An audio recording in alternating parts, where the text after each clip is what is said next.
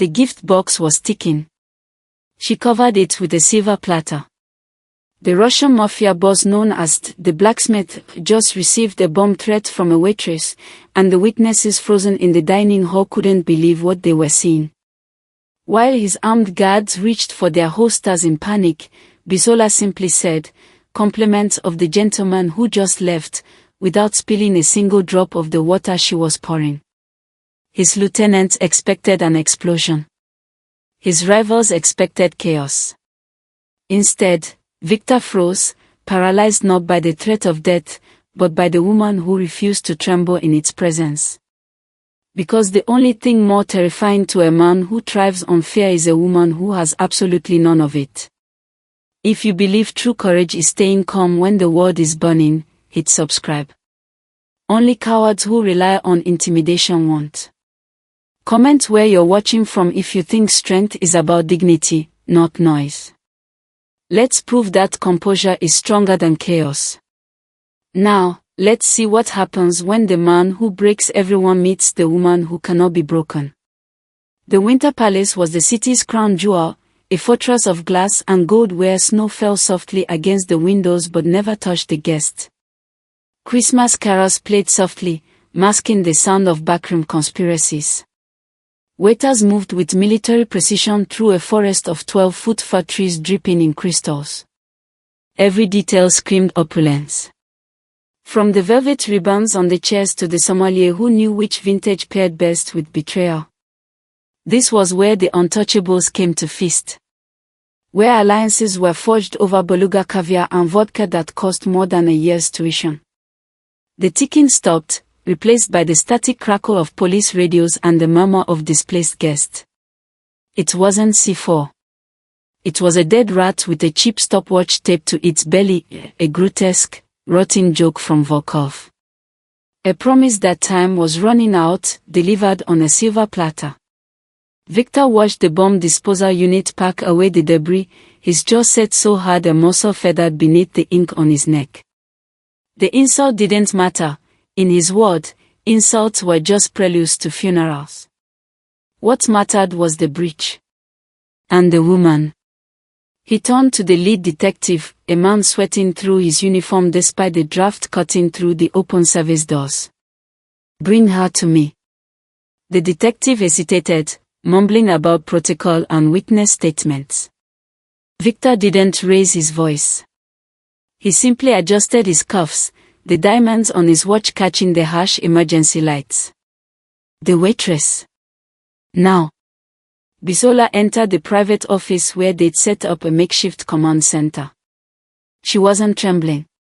She wasn't crying. She looked, if anything, mildly annoyed.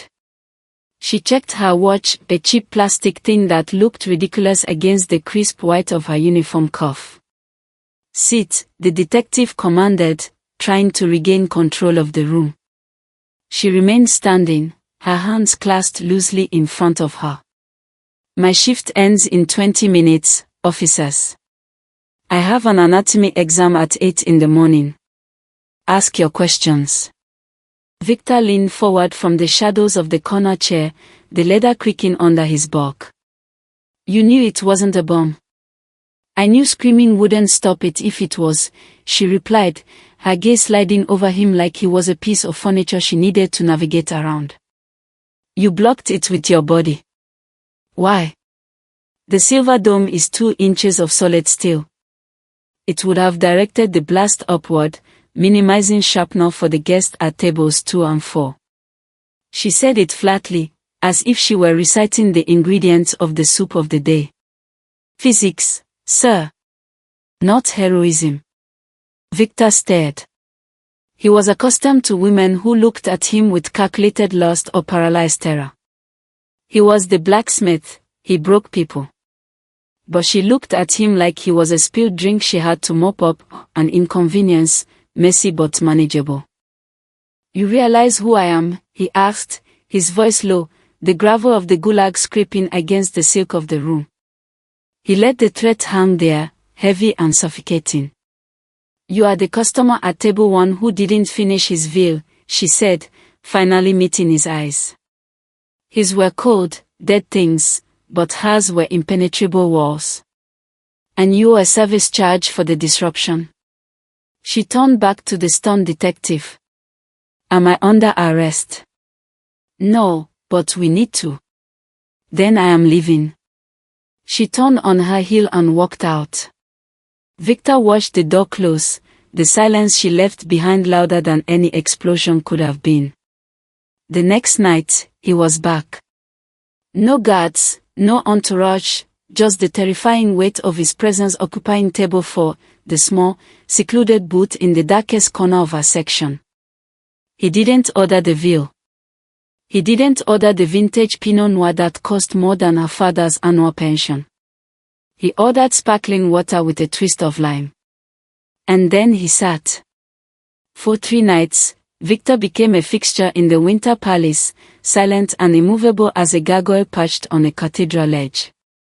The other staff gave his table a wide berth, their trays trembling as they scattered the perimeter of his attention. The floor manager, a man who usually preened like a peacock, now skulked near the kitchen doors, pale and sweating, terrified that the blacksmith might decide to hammer something other than enemies. Victor didn't look at the menu. He looked at Bisola. He watched the way she navigated the dining room, her movements precise, economical, devoid of the frantic energy that plagued the other servers. He watched her memorize orders without writing them down, her face a mask of polite indifference. He was testing her, pressing the heavy, suffocating aura of his violence against her back to see where the cracks would form. Everyone had cracks. He just needed to apply enough pressure to find them. But Bisola was seamless. On the 4th night, the silence at his table stretched taut enough to snap. She approached to refill his glass. The ice had melted, diluting the lime, just as his patience was beginning to dissolve into irritation. He locked his eyes on hers, a stare that had made hardened hitmen confess their sins and beg for quick deaths. It was a weaponized silence, demanding acknowledgement, demanding fear. Bisola didn't pause. She poured the water, the stream clear and steady, filling the crystal glass to the exact designated line. Is the temperature of the room comfortable for you, sir? She asked, her voice maintaining that infuriatingly professional pitch. Victor didn't answer. He leaned forward slowly, invading her personal space, letting the darkness of his suit and the danger in his eyes scream what he wouldn't say. I am the wolf in your fold. Why aren't you running? Bisola sighed, a sound so faint it might have been imagined. She pulled a white, lint-free cloth from her apron pocket. Without breaking rhythm, she reached past his shoulder, past the expensive Italian wool, past the hidden holster, past the reputation that kept the city awake at night, and targeted a microscopic smudge of dust on the mahogany surface near his elbow. Lift your arm, please, she murmured, not as a request, but as an instruction to a child in the way of a chore. Victor blinked, the spell of his intimidation shattering against the mundane absurdity of the command. For a second, he didn't move. She waited, cloth hovering, looking at his sleeve with mild expectancy. Slowly, mechanically, the blacksmith lifted his arm. She wiped the spot, inspected her work with a critical eye, and nodded. Thank you. Let me know if you need fresh lime. She walked away to take an order at table 6, leaving the most dangerous man in the city sitting alone with his water, disregarded in favor of a speck of dust. The check arrived in a leather folder that smelled of expensive polish. Victor didn't look at the total. He simply slid a thick envelope inside, snapped the folder shut, and stood up. His movements were heavy, deliberate, signaling to the room that the king was departing his court. Bisola waited until his broad back disappeared through the revolving glass doors before she approached table 4. She picked up the folder, expecting the usual black credit card. Instead, she found cash. A stack of crisp, $100 bills thick enough to choke a horse. She didn't need to count it to know the amount. It was roughly $5,000, almost exactly the remaining balance of her semester tuition. The realization hit her like a slap. He had been investigating her. This wasn't generosity, it was an invasion. It was a message that said, I see you, I know what you need, and I own your problems now. Her face burned, not with gratitude, but with a cold, sharp fury. She grabbed the envelope and marched toward the entrance, ignoring the hostess who gasped as Bisola pushed past her, stepping out of the warmth of the lobby and into the biting December wind. Outside, the snow was falling in heavy, wet sheets. Victor stood by the curb, the rear door of an armored black SUV held open by a driver who looked more like a mercenary than a chauffeur. Victor was just about to step inside when he heard the crunch of boots on snow. Mr. Kuznetsov. He turned, a snowflake catching on the dark wool of his coat. He expected a breathless thank you. He expected the look of relief he had seen on so many faces when he deigned to solve their petty little lives with his wallet. Instead, Bisola stood shivering in her thin uniform, the red bow at her neck a stark drop of blood against the white storm. She didn't look relieved. She looked lethal. She thrust the envelope toward him, shoving it against his chest so hard he actually took a half step back. You forgot this. Victor looked down at the money, then back at her face.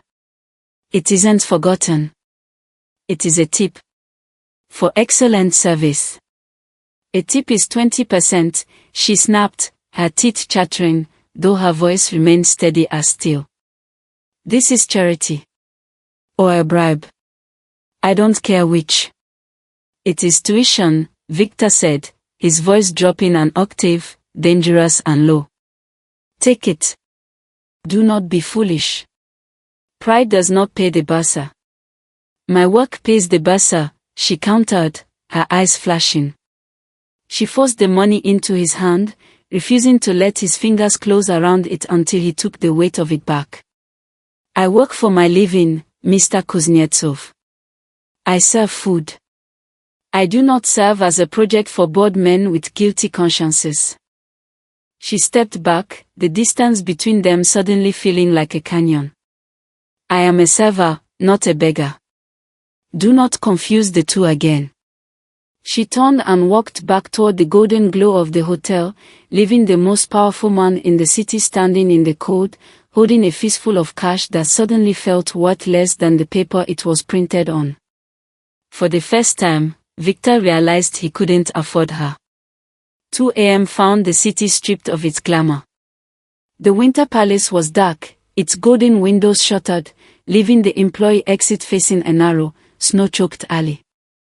Bisola stepped out, her breath hitching in the freezing air, expecting the solitude of the late shift.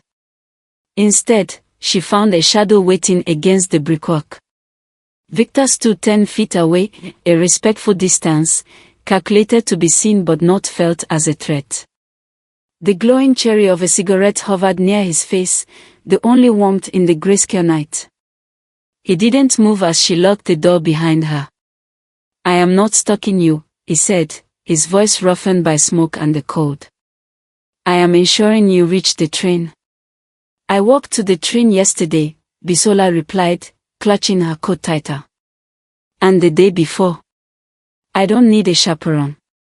Perhaps. But you returned the money. That makes you rare. And rare things are easily broken in this city. He dropped a cigarette and crushed it beneath a polished heel. Do you know why they call me the blacksmith? Bisola paused. She wanted to walk away, to keep the lines drawn clearly between server and customer, but curiosity was a treacherous thing. Because you hid things. A ghost of a smile touched his lips, bleak and fleeting. Because of where I was made. In Kolyma. The camps.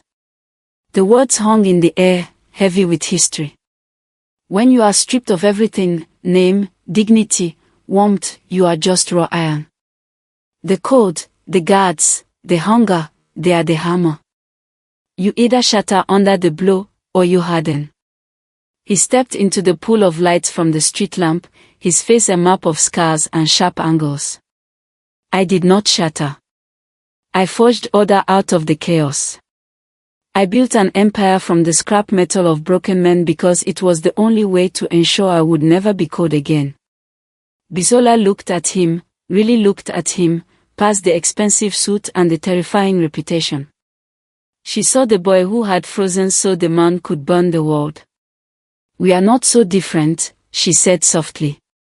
The defiance in her shoulders dropped, just an inch. I have 4 siblings in Lagos. My father is gone. My mother is tired. She looked at her hands, red from the cold and rough from detergent. I am not building an empire, Victor. I am building a lifeline.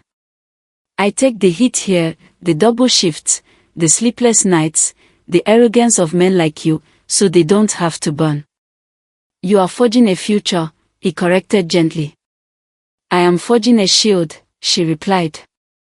For a long moment, the silence between them wasn't empty. It was filled with the recognition of 2 people who understood that survival was not a gift, but a craft. Walk, Victor said, gesturing toward the street with a nod. I will stay 10 paces behind. The shield does not need to guard itself tonight. This time, she didn't argue. The employee locker room was supposed to be the one place the hotel's glamour didn't reach, a sanctuary of grey steel and stale coffee. But tonight, the air smelled wrong. It smelled of sulfur and cheap cologne. Bisola stopped in front of locker 104. The combination lock wasn't broken, it had been melted. Someone had taken an industrial blowtorch to the mechanism, searing the metal into a twisted, black scar. Her heart hammered against her ribs, a frantic bird trapped in a cage, but her hands remained steady as she pried the warm metal door open. Inside, her anatomy textbooks were shredded, the pages confetti on the floor. Her spare uniform was slashed into ribbons. But sitting perfectly upright on the shelf, amidst the destruction of her carefully ordered life, was a wooden nesting doll. A traditional Russian matryoshka. It was painted with a crude, mocking likeness of her own face, dark skin, white collar, red bow. The head had been severed cleanly at the neck and placed upside down next to the body. Bisola didn't scream. She stepped back, the breath rushing out of her lungs in a silent gasp. It was a violation so intimate it felt physical, a cold hand reaching into her chest to squeeze her heart. Don't touch it. Victor's voice came from the doorway, low and vibrating with a terrifying stillness. He didn't look like the customer from table 4 anymore. He looked like the blacksmith. He crossed the room in 2 strides, his presence filling the cramped space, displacing the oxygen. He stared at the door, his eyes tracking the jagged wood of the neck, the specific knot used to tie a red ribbon around the doll's throat. He knew that knot. He knew the signature. Volkov, he whispered, the name sounding like a curse. Bisola hugged herself, suddenly feeling very cold despite the heating vents rattling overhead. They were here. Inside the hotel. How did they know which locker was mine? Because I knew, Victor said, and for the first time, he didn't look at her with fascination. He looked at her with horror. The realization hit him with the force of a physical blow. He had been arrogant. He had thought his attention was a gift, a shield. He hadn't realized that in his world, a king's favor was a death sentence. By walking her to the train, by sitting in her section, by marking her as his, he hadn't protected her. He had painted a target on her back in neon red. This is not a prank, Victor said, turning to her. His face was a mask of stone, but his hands, clenched at his sides, were trembling with suppressed violence. This is an invitation. To what? Bisola asked, her voice barely a whisper, her eyes fixed on the severed wooden head. To a war, he replied. And you are the battlefield. The armored SUV idled at the curb like a hearse, its engine a low, rumbling growl that vibrated in Bisola's chest. Victor held the door open, his body acting as a human shield against the dark street. "Get in," he said.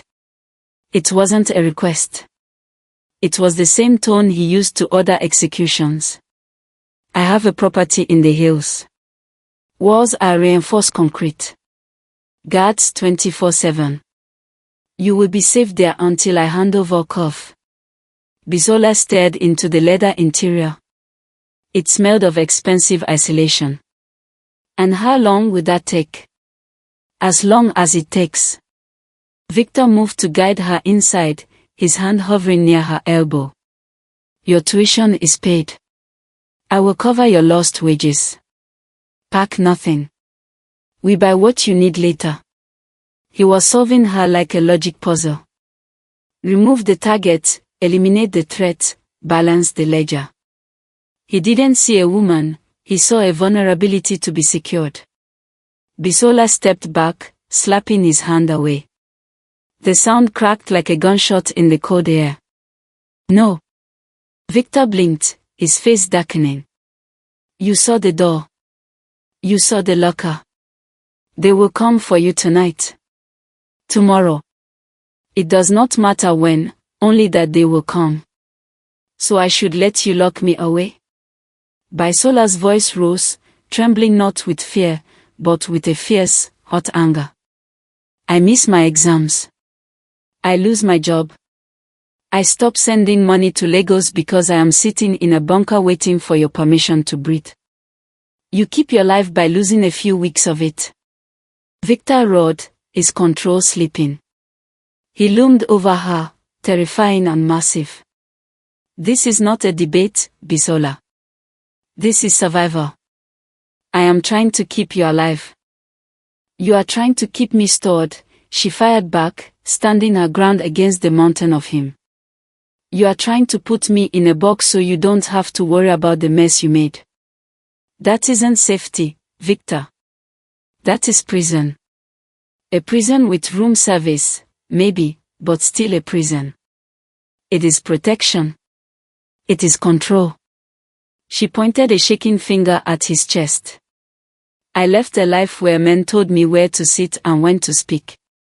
I crossed an ocean to be free of that.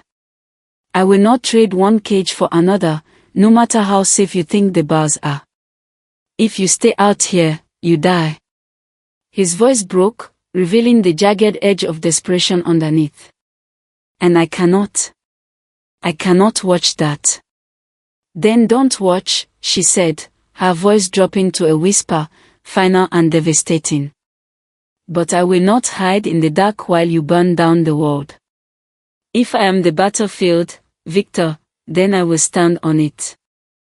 She turned away from the open door of the SUV, adjusting her coat against the wind. "Go fight your war. Leave me to live my life." Victor stood paralyzed by the open door, watching her walk toward the subway entrance, a lone figure in the snow, refusing to be saved if it meant being owned. The walk from the subway station to her apartment was usually a 10-minute decompression, a quiet stretch where Bisola could shake off the noise of the restaurant. Tonight, the silence felt predatory. The snow had stopped, leaving a stillness so profound that the crunch of her own boots sounded like gunshots. She turned the corner onto her street and saw the black sedan idling double-parked, blocking the entrance to her building. The engine was off. The headlights were dead. Bisola stopped. Instinct, honed by years of navigating dangerous spaces, screamed at her to run. But before she could turn, the car doors opened. 3 men stepped out. They didn't look like Victor. They wore heavy parkas and grins that were sharp with anticipation. One of them held a length of pipe, another clicked a switchblade open, the sound tearing through the quiet. The waitress, the one with the knife, said, his Russian accent thick and slurring, "Volkov sends his regards." They moved to encircle her. Bisola backed up, hitting a brick wall. She was trapped. She took a breath, preparing to fight, to scream, to die. Then the world exploded. A massive ship collided with the knife wielder, hitting him with the force of a freight train. The man crumpled instantly, bones snapping with a sickening wet crunch. Victor didn't stop moving.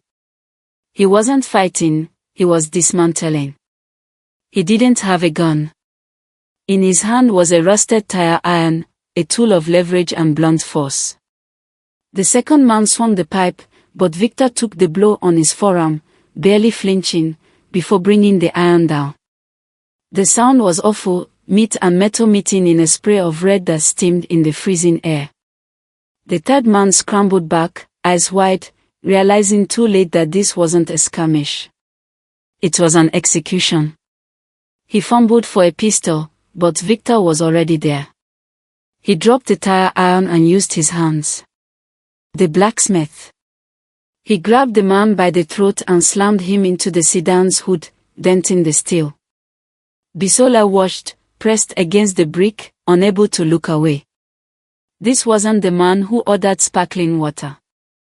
This was a machine built for violence. There was no hesitation, no mercy, no humanity in his eyes. He hammered the man's head against the car until the struggling stopped. Silence returned to the street, heavier than before.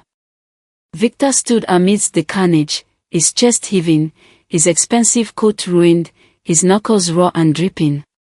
He checked the pulse of the man on the hood, then the one on the ground. He made sure. He broke the neck of the one with the knife just to be certain. He turned slowly to face her. His face was splattered with the blood of men who had wanted to hurt her. He looked terrifying. He looked invincible. "They will not haunt you again," he rasped, his voice a stranger's growl. "It is finished." He took a step toward her, reaching out a bloody hand as if to comfort her, but stopped when he saw her face. He had saved her life, but in the red ruin of the street, he finally revealed exactly what it cost to be the king of this world. The steam rising from the bodies was the only thing moving in the frozen street. Victor stood amidst the ruin he had created, his chest heaving, the adrenaline slowly curdling into a cold, hard clarity. He looked at his hands, then at the man whose neck sat at an unnatural angle, and finally at Bisola. She hadn't moved. She was pressed against the brick wall, her eyes wide, reflecting the carnage. The indifferent mask she wore at the restaurant, the one that had fascinated him, the one that had stared down a bomb threat, was gone. In its place was naked, trembling horror. Victor took a step forward, instinctively reaching for a handkerchief to wipe the blood from his knuckles, but stopped when he realized his coat was soaked through. There was no clean place on him. "Bisola," he said, his voice a rough grate. "It is over. You are safe." She flinched. The movement was small, a sharp intake of breath and a recoil against the bricks, but it hit Victor harder than the tire iron had. She had stood still for a bomb. She had stood still for Volkov's threats. But she flinched at him. "Safe," she whispered, the word trembling in the air. Her gaze dropped to the red slush around his boots, then back to his face. "Is this what safety looks like?" "It is what safety requires," Victor answered, the defensive growl rising in his throat. He gestured to the broken men. "They would have killed you? Or worse. I did what was necessary. You enjoyed it." The accusation hung between them, sharp and cutting. Victor opened his mouth to deny it, but the copper taste in his mouth and the humming energy in his veins silenced him. He hadn't enjoyed it, but he hadn't hesitated. He was the blacksmith. Hammering was what he did. Bisola pushed herself off the wall, her legs shaking but holding. She didn't step toward him.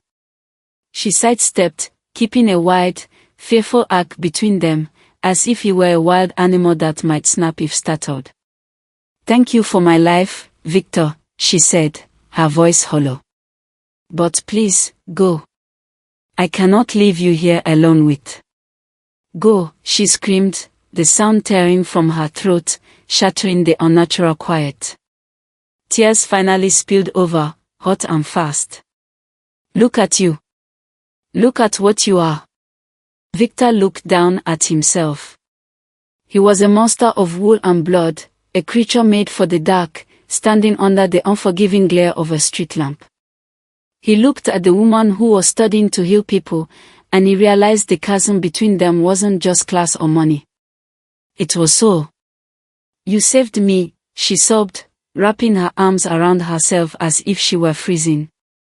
But right now, you scare me more than they did. The word severed the last thread connecting them. Victor nodded once, a slow, grim acknowledgement of the truth. He didn't try to touch her. He didn't try to explain.